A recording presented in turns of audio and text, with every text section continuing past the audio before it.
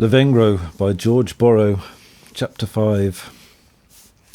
One day it happened that, being on my rambles, I entered a green lane which I had never seen before. At first it was rather narrow, but as I advanced it became considerably wider. In the middle was a driftway with deep ruts, but right and left was a space carpeted with a sward of trefoil and clover. There was no lack of trees, chiefly ancient oaks, which, flinging out their arms from either side, nearly formed a canopy and afforded a pleasing shelter from the rays of the sun, which was burning fiercely above. Suddenly a group of objects attracted my attention. Beneath one of the largest of the trees, upon the grass, was a kind of low tent or booth, from the top of which a thin smoke was curling. Beside it stood a couple of light carts, whilst 2 or 3 lean horses or ponies were cropping the herbage which was growing nigh. Wondering to whom this odd tent could belong, I advanced till I was close before it, when I found that it consisted of 2 tilts like those of waggons, placed upon the ground and fronting each other, connected behind by a sail or large piece of canvas, which was but partially drawn across the top. Upon the ground, in the intervening space, was a fire, over which, supported by a kind of iron crowbar, hung a cauldron. My advance had been so noiseless as not to alarm the inmates, who consisted of a man and woman who sat apart, one on each side of the fire. They were both busily employed. The man was carding plaited straw, whilst the woman seemed to be rubbing something with a white powder, some of which lay on a plate beside her. Suddenly the man looked up, and perceiving me, uttered a strange kind of cry, and the next moment both the woman and himself were on their feet and rushing out upon me. I retreated a few steps, yet without turning to flee. I was not, however, without apprehension, which indeed the appearance of these 2 people was well calculated to inspire. The woman was a stout figure, seemingly between 30 and 40. She wore no cap, and her long hair fell on either side of her head like horsetails halfway down her waist. Her skin was dark and swarthy like that of a toad, and the expression of her countenance was particularly evil. Her arms were bare, and her bosom was but half concealed by a slight bodice, below which she wore a coarse petticoat, her only other article of dress. The man was somewhat younger, but of a figure equally wild. His frame was long and lathy, but his arms were remarkably short. His neck was rather bent. He squinted slightly, and his mouth was much awry. His complexion was dark, but, unlike that of the woman, was more ruddy than livid. There was a deep scar on his cheek, something like the impression of a halfpenny. The dress was quite in keeping with the figure. In his hat, which was slightly peaked, was stuck a peacock's feather. Over a waistcoat of hide, untanned, and with the hair upon it, he wore a rough jerkin of a russet hue. Small clothes of leather, which had probably once belonged to a soldier, but with which pipe-clay did not seem to have come in contact for many a year, protected his lower man as far as the knee. His legs were cased in long stockings of blue worsted, and on his shoes he wore immense old-fashioned buckles. Such were the 2 beings who now came rushing upon me. The man was rather in advance, brandishing a ladle in his hand. "So I have caught you at last," said he. "I'll teach ye, young highwayman, to come skulking about my properties." Young as I was, I remarked that his manner of speaking was different from that of any people with whom I had been in the habit of associating. It was quite as strange as his appearance, and yet it nothing resembled the foreign English which I had been in the habit of hearing through the palisades of the prison. He could scarcely be a foreigner. "Your properties?" said I. "I am in the King's Lane. Why did you put them there, if you did not wish them to be seen?" "On the spy," said the woman. "Hey, I'll drown him in the sludge." In the toad pond over the hedge.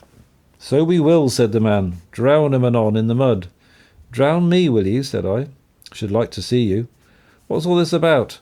Was it because I saw you with your hands full of straw plat, and my mother there? Yes, said the woman. What was I about? Myself. How should I know? Making bad money, perhaps. And it will be as well here to observe that at this time there was much bad money in circulation in the neighbourhood, generally supposed to be fabricated by the prisoners, so that this false coin and straw plat formed the standard subjects of conversation at Norman Cross. I'll strangle thee, said the beldame, dashing at me. Bad money, is it? Leave him to me, wiflekin, said the man, interposing. You shall now see how I'll baste him down the lane. Myself. I tell you what, my chap, you had better put down that thing of yours. My father lies concealed within my tepid breast, and if to me you offer any harm or wrong, I'll call him forth to help me with his forked tongue. Man, what do you mean, ye Bengui's bantling? Bengui's bantling. I never heard such discourse in all my life. Playman's speech or Frenchman's talk, which, I wonder? Your father? Tell the mumping villain that if he comes near my fire, I'll serve him out as I will you. Take that, tiny Jesus. What have we got here? Oh, delicate Jesus! What is the matter with the child? I had made a motion which the viper understood, and now, partly disengaging himself from my bosom, where it had lain perdu, it raised its head to a level with my face, and stared upon my enemy with its glittering eyes. The man stood like one transfixed, and the ladle, with which he had aimed a blow at me, now hung in the air like the hand which held it. His mouth was extended, and his cheeks became of a pale yellow, save alone that place which bore the mark which I have already described, and this shone now portentously like fire. He stood in this manner for some time. At last the ladle fell from his hand, and its falling appeared to rouse him from his stupor. I say, wiflekin, he said, in a faltering tone, did you ever see the like of this here? But the woman had retreated to the tent, from the entrance of which her loathly face was now thrust, with an expression partly of terror and partly of curiosity. After gazing some time longer at the viper and myself, the man stooped down and took up the ladle. Then, as if somewhat more assured, he moved to the tent, where he entered into conversation with the beldame in a low voice. Of their discourse, though I could hear the greater part of it, I understood not a single word, and I wondered what it could be, for I knew by the sound that it was not French. At last the man, in a somewhat louder tone, appeared to put a question to the woman, who nodded her head affirmatively, and in a moment or two produced a small stool, which she delivered to him. He placed it on the ground close by the door of the tent, first rubbing it with his sleeve, as if for the purpose of polishing its surface. Man. Now, my precious little gentleman, do sit down here by the poor people's tent. We wish to be civil in our slight way. Don't be angry and say no, but look kindly upon us, and satisfied. My precious little God Almighty. Woman.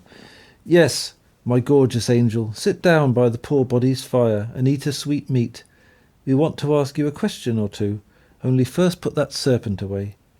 Myself. I can sit down and bid the serpent to go to sleep, that's easy enough. But as for eating a sweet meat, how can I do that? I have not got one. And where am I to get it? Woman. Never fear, my tiny tawny. We can give you one, such as you never ate, I dare say. However far you may have come from. The serpent sank into its usual resting place, and I sat down on the stool. The woman opened a box and took out a strange little basket or hamper, not much larger than a man's fist, and formed of a delicate kind of matting.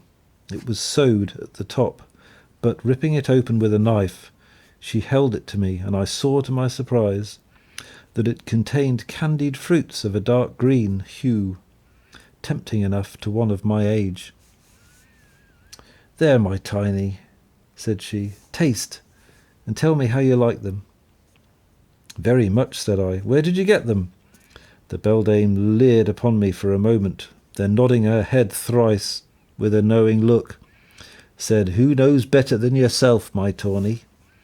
Now, I knew nothing about the matter, but I saw that these strange people had conceived a very high opinion of the abilities of their visitor, which I was nothing loath to encourage. I therefore answered boldly, "Ah, who indeed?" "Certainly," said the man. "Who should know better than yourself, or so well? And now, my tiny one, let me ask you one thing. You didn't come to do us any harm?" "No," said I. "I had no dislike to you, though if you were to meddle with me—" "Man, of course, my gorgeous, of course you would, and quite right too. Meddle with you? What right have we? I should say it would not be quite safe." "I see how it is. You are one of them there," and he bent his head towards the left shoulder. Myself, "Yes, I am one of them," for I thought he was alluding to the soldiers. "You had best mind what you are about, I can tell you." Man, "Don't doubt we will, for our own sake, Lord bless you. Wiflekin, only think that we should see one of them there, when least thought about it. Well, I have heard of such things, though I never thought to see one. However, seeing is believing. Well, now you are come, and are not going to do us any mischief, I hope you will stay. You can do us plenty of good if you will." Myself, "What good can I do you?" Man, "What good? Plenty. Would you not bring us luck? I have heard say that one of them there always does, if it will but settle down. Stay with us. You shall have a tilted cart, all yourself if you like. We'll make you our little God Almighty, and say our prayers to you every morning." Myself, "That would be nice. And if you were to give me plenty of these things, I should have no objection. But what would my father say? I think he would hardly let me." Man, "Why not? He would be with you, and kindly would we treat him. Indeed, without your father you would be nothing at all." Myself, "That is true. But I do not think he could be spared from his regiment." I have heard him say they could do nothing without him. Man, "His regiment? What are you talking about? What does the child mean?" Myself, "What do I mean? Why, that my father is an officer man at the barracks yonder, keeping guard over the French prisoners." "Oh, then that sap is not your father." Myself, "What, the snake? Why, no. Did you think he was?" Man, "To be sure we did. Didn't you tell me so?" Myself, "Why, yes, but who would have thought you would have believed it? It is a tame one. I hunt vipers, and tame them." Man, "Oh, oh," grunted the woman. "That's it, is it?" The man and woman, who during this conversation had resumed their former positions within the tent, looked at each other with a queer look of surprise, as if somewhat disconcerted at what they now heard. They then entered into discourse with each other in the same strange tongue, which had already puzzled me. At length the man looked me in the face and said, somewhat hesitatingly, "So you are not one of them there after all?" "One of them there? I don't know what you mean." Man, "Why, we have been thinking you were a goblin, a devilkin. However, I see how it is. You are a sapengro, a chap who catches snakes and plays tricks with them. Well, it comes very nearly to the same thing, and if you please to list with us, and bear us pleasant company, we shall be glad of you. I'd take my oath upon it, that we might make a more of money by you and that sap, and the tricks it could do, and as you seem fly to everything, I shouldn't wonder if you would make a prime hand at telling fortunes." "I shouldn't wonder," said I. Man, "Of course, and you might still be our God Almighty, or at any rate our clergyman. So you should live in a tilted cart by yourself and say prayers to us night and morning, to Wifelkin here, and all our family. There's plenty of us, when we are all together, as I said before. You seem fly. I shouldn't wonder if you could read. Oh yes, said I can read.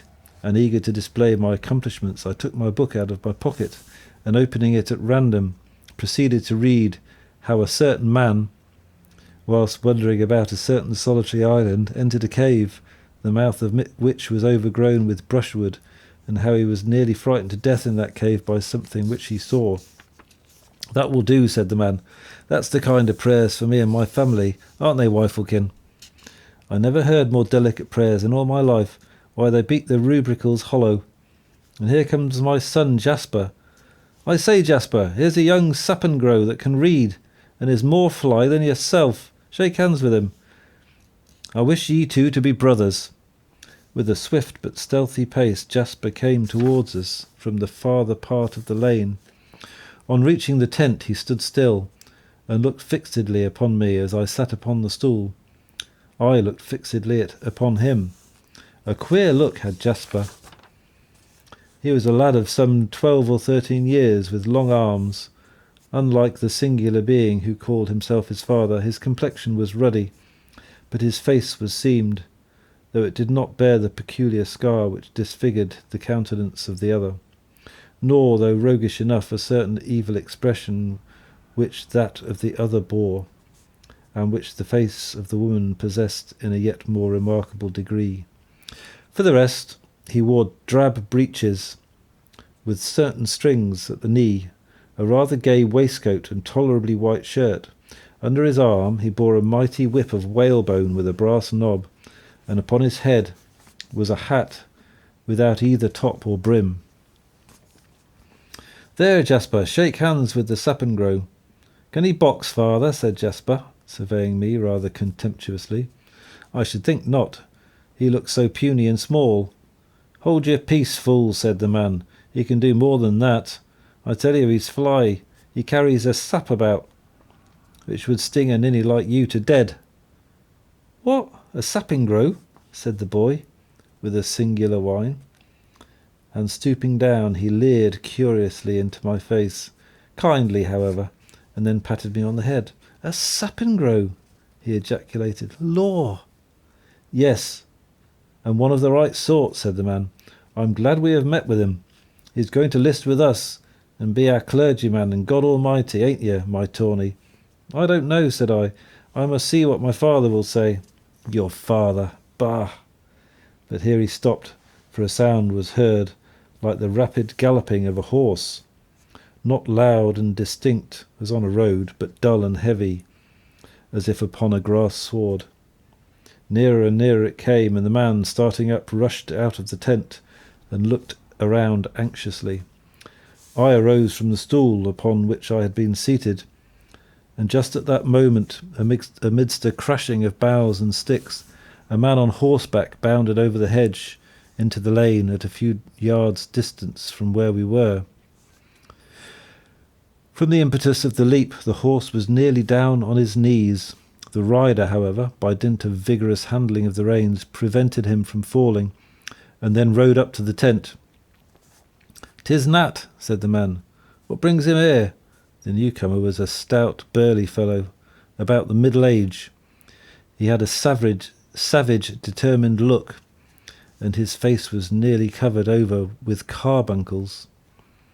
He wore a broad, slouching hat, and was dressed in a grey coat, cut in a fashion which I afterwards learnt to be the genuine Newmarket cut, the skirts being exceedingly short. His waistcoat was of red plush, and he wore broad corduroy breeches and white top boots. The steed which carried him was of iron grey, spirited and powerful, but covered with sweat and foam.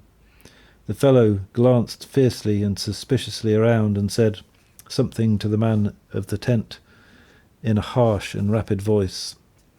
A short and hurried conversation ensued in the strange tongue. I could not take my eyes off this newcomer. Oh, that half-jockey, half-bruiser countenance, I never forget it. More than 15 years afterwards I found myself amidst a crowd before Newgate. A gallows was erected, and beneath it stood a criminal, a notorious malefactor. I recognised him at once. The horseman of the lane is now beneath the fatal tree. But nothing altered, still the same man, jerking his head to the right and left with the same fierce and underglance, just as if the affairs of this world had the same kind of interest to the last. Grey coat of Newmarket cut, plush waistcoat, corduroys and boots, nothing altered. But the head, alas, is bare, and so is the neck. Oh, crime and virtue, virtue and crime! It was old John Newton, I think, who, when he saw a man going to be hanged, said, "There goes John Newton, but for the grace of God." But the lane, all was now in confusion in the lane. The man and woman were employed in striking the tents, and in making hurried preparations for departure. The boy Jasper was putting the harness upon the ponies and attaching them to the carts, and to increase the singularity of the scene, 2 or 3 wild-looking women and girls in red cloaks and immense black beaver bonnets came from I know not what direction, and after exchanging a few words with the others, commenced with fierce and agitated gestures to assist them in their occupation. The reader, meanwhile, sat upon his horse, but evidently in a state of great impatience. He muttered curses between his teeth, spurred the animal furiously, and then reined it in, causing it to rear itself up nearly perpendicular. At last he said, "Curse ye for Romans, how slow ye are! Well, it is no business of mine. Stay here all day if you like. I have given ye warning. I am off to the big North Road. However, before I go, you had better give me all you have of that."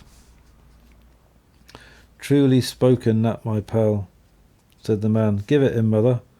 There it is. Now be off as soon as you please, and rid us of evil company." The woman had handed him 2 bags formed of stocking, half full of something heavy, which looked through them for all the world like money of some kind. The fellow, on receiving them, thrust them without ceremony into the pockets of his coat, and then without a word of farewell salutation departed at a tremendous rate, the hoofs of his horse thundering for a long time on the hard soil of the neighbouring road, till the sound finally died away in the distance. The strange people were not slow in completing their preparations, and then, flogging their animals terrifically, hurried away seemingly in the same direction. The boy Jasper was last of the band. As he was following the rest, he stopped suddenly and looked on the ground, appearing to muse. Then, turning round, he came up to me where I was standing, leered in my face, and then, thrusting out his hand, he said, "Goodbye, sap. I dare say we shall meet again. Remember, we are brothers, 2 gentle brothers." Then, whining forth, "What a Sapingro, law!" he gave me a parting leer, and hastened away. I remained standing in the lane, gazing after the retreating company. "A strange set of people," said I at last. "I wonder who they can be." End of chapter 5. Like and subscribe for the next episode.